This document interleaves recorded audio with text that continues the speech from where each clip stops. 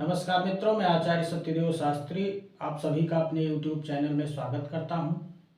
और साथ साथ में हम आपको नव वर्ष की हार्दिक शुभकामनाएं भी देता हूं और आशा करता हूं कि आप सब कुशल मंगल अच्छे होंगे। आइए हम निरंतर काल सर्प दोष पर वीडियो बना रहे हैं। 144 प्रकार का काल सर्प दोष होता है, जिसमें हम अभी नवम भाव भाग्य स्थान तक बता चुके हैं। और आज हम आपको यहाँ कुंडली बना के रखे हैं और बताएंगे कि दसम भाव में बना घातक काल सर्प दोष। दसम भाव में, ये दसम भाव है कुंडली का, एक लिखा हुआ है, इसका मतलब मेष राशि। मेष राशि में यदि राहु बैठा है, यहाँ राहु बैठा है और यहाँ चतुर्थ भाव में केतु बैठा है।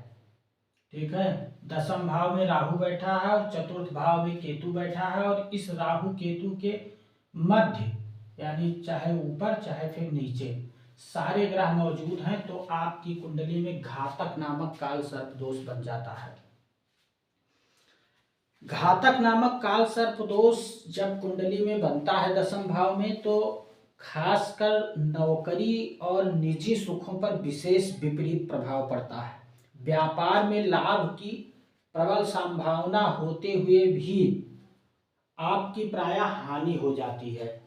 ठीक है, गृहस्थ जीवन भी जो है आपका, गृहस्थ जीवन में भी आपके परिश्रम एवं संघर्ष करना पड़ता है। आपको परिवार में भी विग्रह माता पिता से जो है आपको अल्प सुख प्राप्त होता है। इस प्रकार से मेष राशि में यहाँ बैठा हुआ है, मंगल के घर में राहु बैठा है और शुक्र के घर में केतु बैठा है। इस प्रकार बैठ करके घातक नामक काल सर्प योग बना रहा है आपकी कुंडली में, तो कार्य व्यवसाय को पूर्णतः प्रभावित करता है। सभी कार्यों में अनावश्यक विलंब होता है। व्यवसाय में भी लाभ के बजाय हानि की संभावना बनी रहती है आपकी। नौकरी में भी बार बार बाधा आती है। मात्र पितृ सुख में भी कमी आती है, क्योंकि ये पिता का घर है और ये माता का घर है। माता और पिता दोनों के घर को राहु केतु बाधित करता है, इसलिए माता पिता के सुख में भी कमी आती है। नौकरी व्यवसाय, पिता, यहाँ से पिता और नौकरी सरकार देखा जाता है, तो उसमें भी आपके जो है कुछ ना कुछ बाधाएं आती हैं नौकरी में भी। और आपको जीवन में सुख की प्राप्ति के लिए अधिक संघर्ष करना पड़ता है। तो इसलिए इस प्रकार का योग आपकी कुंडली में बना है। तो हम आपको कुछ उपाय बताएंगे। ठीक है, शिव जी का 11 बार उपाय में आप 11 बार रुद्राभिषेक, शिव जी का रुद्राभिषेक 11 बार कराएं या फिर करें। ठीक, एक तो ये, और दूसरा जो है 108 बिलपत्र, 108 बिलपत्र का जो है ओम नमः शिवाय या सीताराम या राम राम लिख करके जो है आपको शिव जी को चढ़ाना है। 108 बिलपत्र चढ़ाएं शिव जी को। ठीक, ये उपाय आपको 2 करने हैं। और एक काल सर्प शामक यंत्र आता है, काल सर्प शामक यंत्र आता है, उसको भी आप धारण करें। ये 3 कार्य आप करें, इससे आपको लाभ होगा। और हम साथ साथ बता रहे हैं कि शिव जी का पूजन निरंतर आप लोगों को करते रहना है। यदि आपकी कुंडली में काल सर्प दोष है तो शिव का पूजन बंद नहीं करना है। इसके बाद में हम दूसरी कुंडली ये बगल में बना के रखे हैं आपको बताने के लिए। इस कुंडली में देखिए, यहाँ दसम भाव में 2 लिखा है। 2 का मतलब होता है वृक्ष, और वृक्ष के स्वामी होते हैं शुक्र। और शुक्र के घर में यदि राहु यहाँ बैठा है, और यहाँ वृश्चिक, वृश्चिक के स्वामी होते हैं मंगल, मंगल के घर में केतु बैठा है। तो ये चतुर्थ भाव हो गया और ये दसम भाव हो गया। यहाँ यदि राहु केतु बैठ करके और इसके मध्य ऊपर या नीचे सारे ग्रह मौजूद हैं, तो आपकी कुंडली में घातक नामक काल सर्प दोष बन जाता है दसम भाव से। अब वृक्ष राशि में बैठ करके राहु घातक नामक काल सर्प दोष बनाता है, तो नौकरी में आपके बाधा देता है या निश्चित है। कार्य बदलने के कारण उन्नति नहीं हो पाती है, क्योंकि किसी कार्य में आप ठहर करके काम नहीं कर पाते हैं। एक एक जो है कार्य आप करते हैं उसको बदल करके दूसरा कर लेते हैं, जिसके कारण आपको जो है लाभ नहीं हो पाता है, आपकी उन्नति नहीं हो पाती। भूमि भवन के कार्यों में भी विशेष समस्याएं आती है। माता का सुख जो है प्रायः आपको कम मिलता है, ठीक है, क्योंकि माता पिता के स्थान पर बैठा हुआ है राहु केतु, तो माता के सुख में भी कमी होती है और पिता से भी आपकी अनबन स्थिति रहती है, पिता से भी आपका जो है कम बनता है। तो माता पिता का सुख आपको प्रायः कम होता है। मित्रों से साझेदारियों में विशेष हानि व धोखे की संभावना रहती है। इसलिए आप जो है यदि इस प्रकार की आपकी कुंडली है तो आप मित्रों से सावधान रहें और बिजनेस में किसी के साथ पार्टनरशिप वगैरह ना करें, ठीक है, साझेदारी ना करें, नहीं तो फिर आपको विशेष जो है नुकसान हो सकता है, उसकी संभावना बनती है। पड़ोसियों से भी आपको तनाव रहता है, तो इसलिए आप जो है थोड़ा सावधान रहें। इसमें आपको हम विशेषकर बताएंगे, आपको इसके लिए हम उपाय बताएंगे। उपाय में आपको क्या करना है कि शिव सहस्त्र नाम का पाठ करना है। शिव सहस्त्र नाम का पाठ करना है, ठीक है, ये करना है। और शिव सहस्त्र नाम का पाठ या तो फिर सर्प सूक्त का पाठ, ये 251 की संख्या में आपको करना है।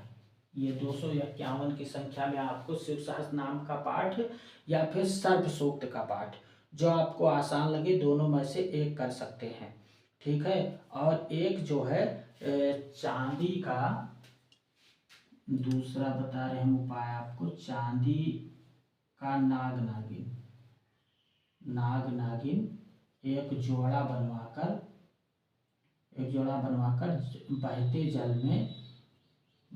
जल में प्रवाहित करें, यानी बहा दें उसको, इससे आपको बहुत लाभ मिलेगा। ये दो चीज आपको, इस प्रकार की यदि कुंडली है तो ये दो चीज आपको करते रहना है निरंतर, इसको बंद नहीं करना। शिव जी का पूजन आपको बंद नहीं करना है, निरंतर करते रहना है। ये हमने आपको 2 कुंडली में बता दिया। अब हम आपको बताएंगे कि यदि 10वें भाव में आपके मिथुन राशि है, ठीक है, और वहां बैठ करके 10वें भाव में आपकी, देखिए कुंडली हम बनाते हैं यहाँ और आपको बताते हैं। ये आपकी कुंडली हो गई, और 10वें भाव में यदि आपके 10वें भाव में ये 3 लिखा है, 3, 4, 5, 6, 7, 8, 9, 10, 11, 12, 1, 2, ये 10वें भाव में आपके 3 लिखा है, और यहाँ पर 3 लिखा है 10वें भाव में, और यहाँ राहु बैठा है, और यहाँ 9 लिखा है 4th भाव में, और यहाँ केतु बैठा है, और इस राहु केतु के मध्य ऊपर या फिर नीचे सारे ग्रह मौजूद हैं, तो आपकी कुंडली में घातक नामक काल सर्प दोष बना देता है। अब यदि मिथुन राशि पर राहु बैठ करके घातक नामक काल सर्प दोष बनाता है, तो आपकी कुंडली में जो है मिश्रित फल, ठीक है, मिश्रित फल देता है। आप चमत्कारिक ढंग से उन्नति तो करते हैं, परंतु कुछ दिनों में पुनः पूर्व स्थिति में आ जाते हैं, जैसे पहले थे उसी स्थिति में आप आ जाते हैं, ठीक है। उन्नति तो करते हैं परंतु कुछ दिनों में आप उसी स्थिति पर आके रुक जाते हैं। कार्य व्यवसाय में स्थिरता नहीं रह पाती है आपके, नौकरी में बार बार आपका स्थानांतरण होता रहता है, माता पिता को भी कष्ट होता है, निरंतर चिंता एवं परेशानियों के कारण गृहस्थ जीवन में भी कष्ट की स्थिति बनी रहती है। यदि आपकी कुंडली इस प्रकार है तो ये 10वां भाव है, 10वें भाव से पिता राज्य सरकार का फल देखा जाता है, इसलिए आपको पिता राज्य सरकार से आपको लाभ की संभावना नहीं है, लाभ जो है आपको नहीं होगा।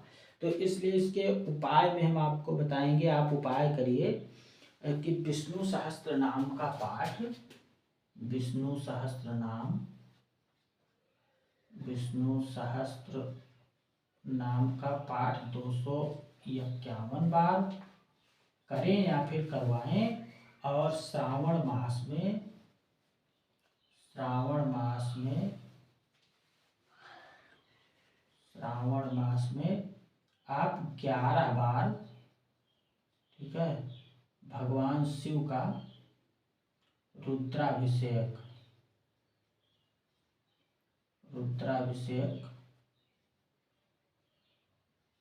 करें या फिर कराएं। ठीक, ये 2 चीज आपको करना है। तो इससे क्या होगा, आपको लाभ मिलेगा और आपका जो जीवन है वो ढंग से व्यतीत होगा। और आपको निरंतर शिव जी का पूजन मित्रों करते रहना है। धन्यवाद, नमस्कार।